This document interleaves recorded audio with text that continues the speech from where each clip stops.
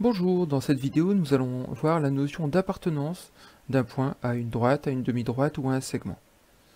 Alors on dispose ici de trois points A, B et C et on va créer un point D qui est disposé comme ceci, c'est-à-dire que nous voyons ici que le point D il est sur la demi-droite d'origine A et passant par B.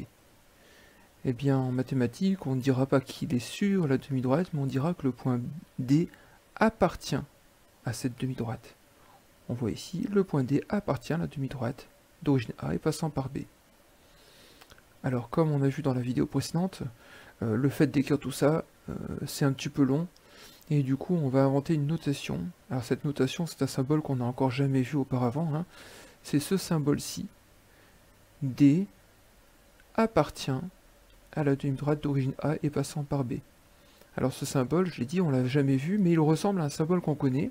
Alors déjà, ça ressemble à la lettre E, hein, mais il est arrondi. Et puis ça ressemble aussi au symbole euro. Mais attention, le symbole euro a quelques différences, notamment il a deux barres qui se trouvent au milieu. Ici, il n'y a qu'une seule barre. Et cette barre, elle va jusqu'au bout des branches du U couché. Donc retenons bien ce symbole.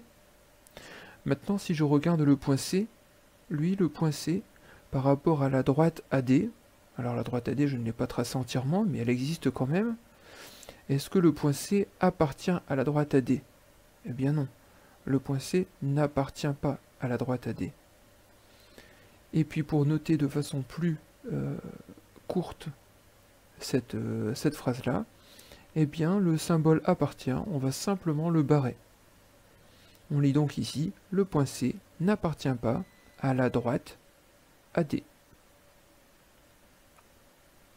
Construisons maintenant un point E comme ceci. Eh bien ce point E, je me rends compte qu'il appartient à la droite BC. Ce que je peux noter ici en toutes lettres, et ce que je vais noter ici de façon abrégée. Mais même si ce point E appartient à la droite BC, il n'appartient quand même pas au segment d'extrémité B et C, puisque le segment d'extrémité B et C s'arrête en B et s'arrête en C.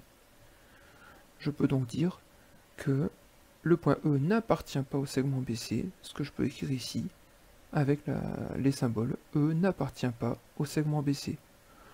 On voit ici que les symboles parenthèses ou crochets ont une importance capitale, puisque si je mets des parenthèses, eh bien je dois mettre le symbole appartient, alors que si je mets des crochets, je dois mettre le symbole n'appartient pas.